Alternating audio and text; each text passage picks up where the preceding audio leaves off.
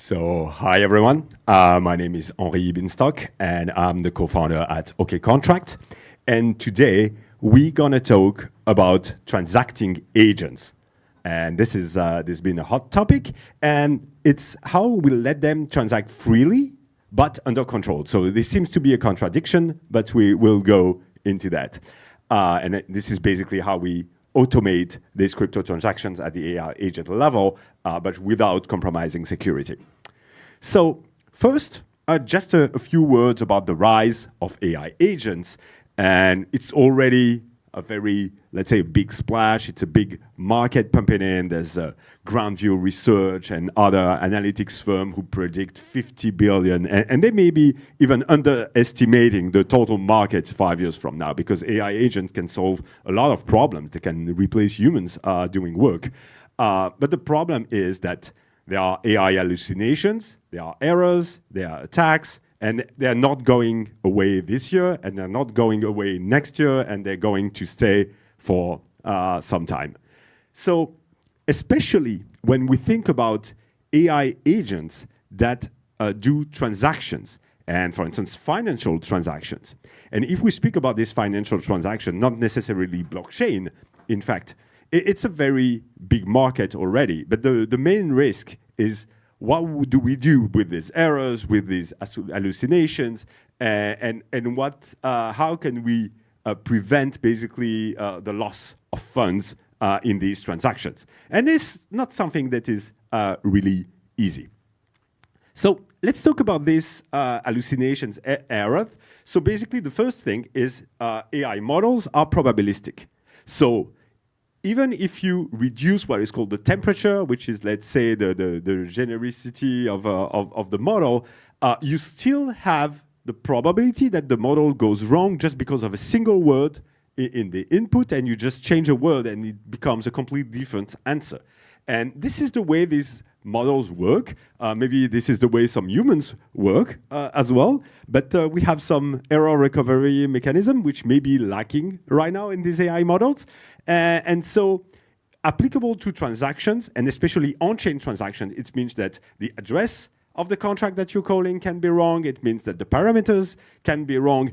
And this is very dangerous, because even if you, let's say, whitelist the contracts that you want to interact to with your AI agent, like say you do this at the ERC 4337 session key control, you restrict, you say only interact with these contract addresses, they are very safe, I check them, etc., etc. It's completely insufficient, because there's a lot of DeFi contracts, for instance, where you can set a parameter to send the LP position to another address. And if you do that, basically your money is gone.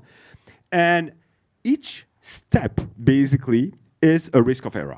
And now we estimate that at each step, there's a 20% chance that the model will do something wrong, not what you expect in terms of security or just in terms of safety. So basically, if you do compound that on a 5-step chat, which is nothing, you have a 30% success rate only. And this is extremely, extremely low. So basically, it means that most of these AI agent sessions, they will fail. And it's just a probability. So it's funny that, for instance, even one agent in the Virtuals ecosystem, which is one of the most well-known there, it's called Luna, they even had to tweet that they themselves are frustrated, basically, with the recent transactions that they sent. It was tipping the agent, and there was a lot of reverts, so basically wasting gas, sending transactions for nothing, etc., etc. It's not even a loss, but it's still a problem. There's worse. A second thing are attacks on AI agents. And this is just only the beginning, because right now it's very easy to do prompt injections or other kind of attacks on these AI agents to basically trick them into something. And this is, for instance, AIXBT. You heard of this probably 2 months ago, got a rate of 55 ETH, basically by calling one tool which was already hard-coded. It was only tipping. So the AI agents was able to tip someone, but someone managed to inject a prompt and send the whole balance to their own address as a tip. So it's even if you whitelist everything, it's not sufficient.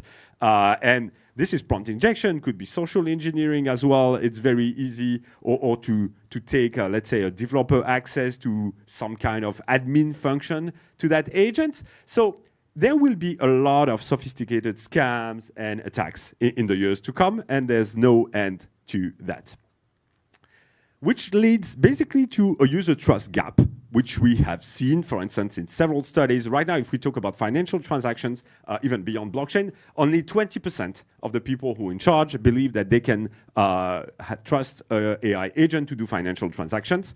And if we talk to something quite related, for instance, I was in the UK for loans, 73% of people want a human to decide, and definitely not an AI agent. And these features will be on-chain. We've seen what Robinhood announced, that they are moving most of their infrastructure on-chain in the coming years. So basically, this will be on-chain. So we need guardrails. Most naive approaches fall short. So basically, what can we do as a naive approach? So the worst thing you can do, obviously, is to tell the AI agent to write some code, some Python script or whatever, and somehow execute it later. Even if you try to add some guardrails, like generating tests as well, even if the tests pass, there's still a lot of ways that it can go wrong. So it's a very naive approach. There will be many ways to go beyond it. Another way that many projects are looking into is building manually a catalog of on-chain interactions. And for instance, they use JavaScript, and because they use JavaScript, they use most often the SDK of each project, and then this grows as a very big repo with thousands of dependencies, because for instance, if you use the Aave SDK and the Uniswap SDK, they both maybe use the same library, but not the same version in their package JSON, etc., etc. So you end up with a mess. If you want to support 1,000 or 10,000 protocols, this will be completely unmaintainable, and it will be impossible to secure this and to audit this and to provide security for this. If we switch to another topic, which is not exactly in the same axis, but it's giving, for instance, what AIXBT does, giving the key to do transaction directly to the agent. So they say the agent is running on some server that I control, it's under my control, so basically I just give it the key. It could be compromised. And then many people say, oh, we can use keys as well, but it's still a black box. The keys, there have been vulnerabilities on the keys themselves. And also, if you try to inject and to manage to inject something at the T input, depending on what software runs inside the T, then you can still attack it. What we propose is a solution where completely separate what we call the brain, like the decision, which we give to the AI agents themselves, and the brawn. The brawn is something which is not probabilistic at all. It's purely deterministic, and this is the way we execute these transactions in a fully deterministic way. And this is what I'm going to describe now, and which is basically a way to formally specify the interactions that you do with the blockchain, using a new programming language that is purpose-built for that, especially for statistical analysis and verification. So how our stack works, basically there's 3 components. The first component is we have this language that enables to specify interactions and verify them, and we are building a catalog of everything that is legitimate. And you can build, if you want to, custom versions of this catalog. Then we have a purely deterministic interaction builder which check properties of this interaction, and that will build it to build the cold data. And then we have, for instance, if we want to build AI agents, which is this talk about, but it's one example of what we can do, is basically a specific agentic infrastructures like MCP tools, for instance, that you can embed to create your own AI agent using this stack. So let's talk about the catalog a bit more. So this catalog basically is not written in JavaScript. It's written in our own scripting language, which we call Lambda script. And Lambda script is a purely functional programming language. And we made this decision to, for instance, not use Solidity, but use another purpose-built language so we can do formal verification on it. And for instance, we have already generated coq proofs, which is a formal proof assistant, to verify that the specifications are correct for some properties. Right now, we don't have all of them, but we already have some of them. And this eliminates a lot of errors, not only the contract addresses, but also checking that all the computation, all the parameters for this contract are built properly. And for instance, that includes checking the slippage. And there's been as well some AI agents who were building transaction natively. And basically, because of that, the slippage was was even missing. So basically, they got merged for almost all of it.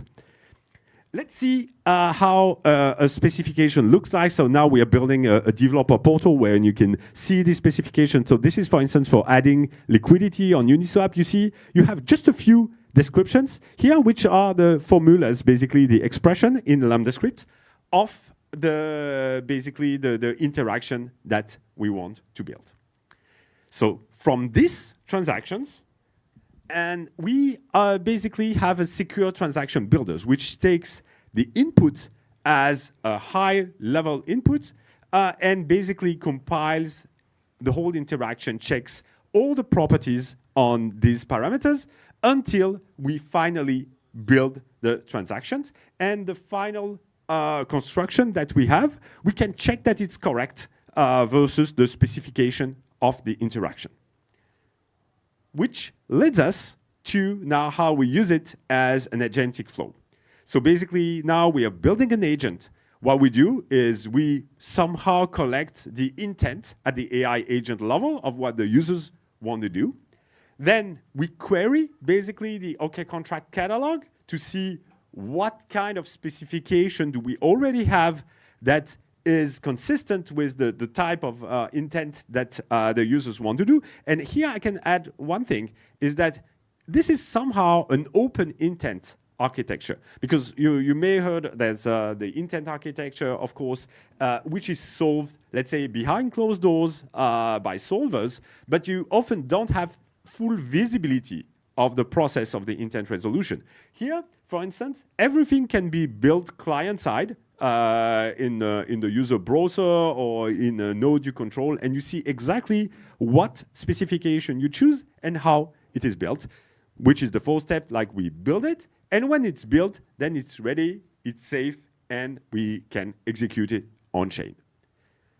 One thing which matters for these AI agents as well is there's two things when you build an AI agent. There's the list of messages, the discussion, which is visible to every step of the model. Like every time you call the model in an AI agent, you send the whole history of messages that has been in this discussion.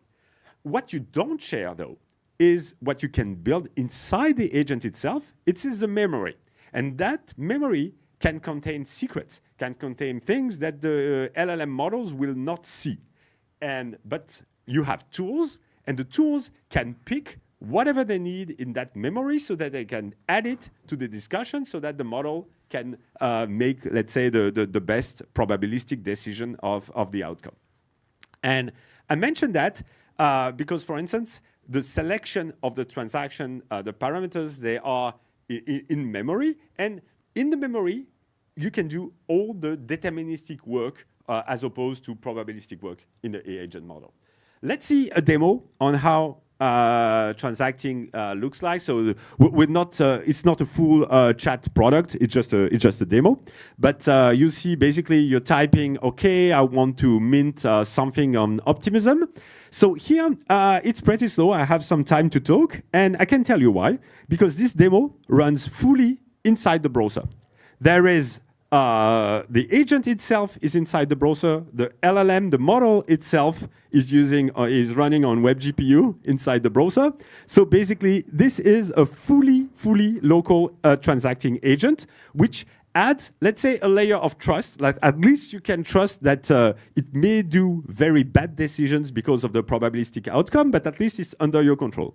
So you see here, it says, OK, this is what I found in the catalog. So for instance, I can mint several things. So basically, we say, OK, let's mint the OK logo. And then it says, Okay. Yeah, I clicked on the link to see. We can see when it has chosen it. You can see the interaction on the OKcontract network, so you can see the actual contract, the actual parameters, etc. So we get back to the chat, where basically it says, okay, we're going to mint this. Are you okay? Are you willing to proceed? So this fully depends on the demo, where basically you can tell how much confirmation you want from your user. And then you see in the memory here, we have selected the contract and we have selected the interaction. And now this is deterministic, and this is what we are going to build in a deterministic way. And you can see, for instance, here the memory. So now it says, okay, we are going to call that chain. It will cost that much gas, which is now 0 rounded, because it's even, there's right now an optimism, there's 5 zeros in the gas cost. It says, okay, do you really want to do this? We say yes. Note that there are no wallet interactions whatsoever, because it's just doing this on the AI agent session key. And then it's telling, oh, but and you can see now the transaction is minted. But you can think, but I told you before that we shouldn't let the agent have the session key. Okay? So, one more thing, and I'll end up here. I'm on time. We are doing something else. We are securing the execution of the interaction in the smart accounts. What do we do is there is one user master key which is kept off chain, could be a ledger, could be anything. You have an agent session key, but we also are building a network which will be a decentralized network that verifies the transactions. And we have two fully implementation of this. The OKcontract SDK, which you find on NPM, is written in TypeScript and is evaluating the Lambda script, etc., building the call data in TypeScript. We have done a completely independent implementation of this. It's not even a ChatGPT translate this TypeScript to Go, not at all. It's manually re-implemented with the best practices in each language. And for the Go node. And the OKcontract network is completely verifying that the transaction comes from the specification in a fully independent way on a completely another code base. So this is how, basically, we can build trust on AI agents doing transaction, and even beyond that, doing any transaction using open standards. There's no T. There's nothing to hide inside a T. We have a path to decentralize everything. And this is why, for instance, probably Vitalik mentioned us, as you may know, in his talk yesterday. We were in the slide. He said basically use IPFS and OKcontract. And the third thing is goes along the same way of decentralization. We will make sure that everything we do could be censorship resistant, and it goes, of course, with full decentralization. And this is our roadmap. We're not fully live yet. We're in pre-beta, but it's coming along the way, and we hopefully have thought about how we can secure really how we verify and execute this transaction. So thanks a lot. I think we have maybe 2 minutes for questions. And but please follow the links and follow us on Twitter. You know, it matters for marketing.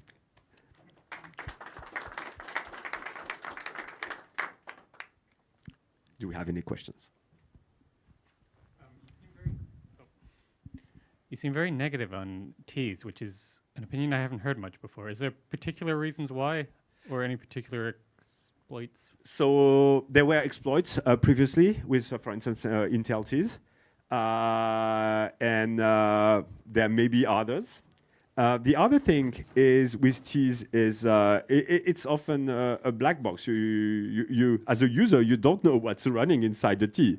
Most often you can't even be sure that it's a T when we tell you, oh, send your data to this T and never worry about it.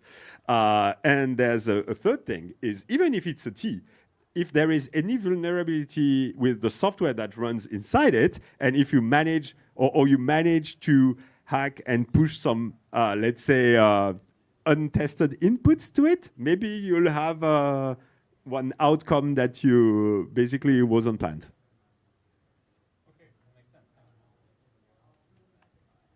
you have any other question? Last one?